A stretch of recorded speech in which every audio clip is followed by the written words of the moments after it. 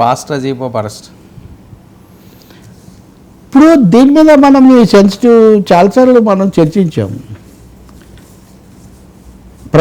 Pastor Praveen మృతి ఎలా జరిగింది అది దాని మీద పూర్తి విచారణ జరుపుతున్నారు, పోలీసులు జరుపుతున్నారు, బయటకు వస్తుంది అని లోకేష్ స్వయంగా చెప్పారు, చంద్రబాబు కూడా చెప్పారు.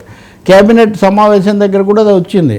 కానీ అదే సమయంలో అటువైపు ఇటువైపు కూడా కొంచెం విద్వేషపూరితంగా అసహనపూరిత వ్యాఖ్యలు వస్తున్నాయి. అటువైపు వచ్చాయనే దాన్ని ఆధారం చేసుకొని ఇటువైపు కొంతమంది మాట్లాడుతున్నారు. అందులో ఎవరైనా ఎందుకు ఎక్కువ మాట్లాడాలి, కావాల్సింది ఈ విషాదాన్ని వివాదంగా మార్చడం మంచిది కాదని చాలాసార్లు చెప్పాం.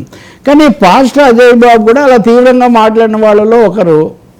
కాకపోతే ఆయన గతంలో ఆయన ఖమ్మం జిల్లా, వాస్తవంగా ఆంధ్రప్రదేశ్ కిందికి కూడా రాదు, అక్కడ ఆయన మాట్లాడుతూ చంద్రబాబు పేరు అన్నీ అప్పుడు జగన్ ఉన్నట్టున్నారు అధికారంలో, చాలా తీవ్ర భాష మాట్లాడారు. ఆ వీడియో కూడా నేను చూశాను.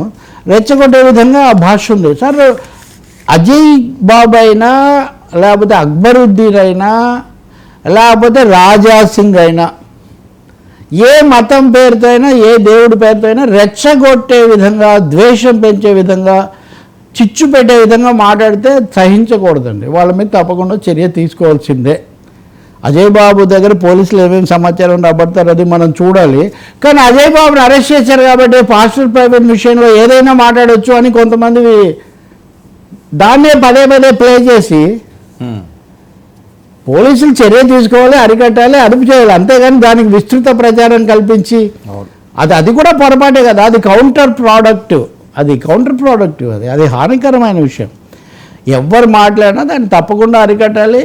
పవన్ కళ్యాణ్ చాలాసార్లు సవాల్ చేసినట్టుగా ఎవరేం చేస్తారు తప్పకుండా, ఎవరి మీదైనా చర్య తీసుకోవాల్సిందే. రెచ్చగొట్టే భాష, నిమిషాల్లో మేము అది చేస్తాం, సెకండ్లలో ఇది చేస్తామని ఎవరు బెదిరించలేరండి, ఎవరు ఏమి చేయలేరు.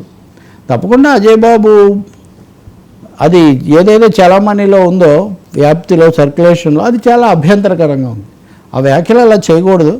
అందులోనూ కరుణ క్షమ బోధించినటువంటి క్రీస్తు, అవును, ఆ ప్రార్థనలో ఆయన మధ్యలో అనడం కూడా వినిపిస్తుంది. దాంట్లో అలలు అని మీరు గట్టిగా అనండి అది కూడా వినిపిస్తుంది. అంటే కనీసమైన ఇది కూడా వాళ్ళు పాటించట్లేదు అనమాట.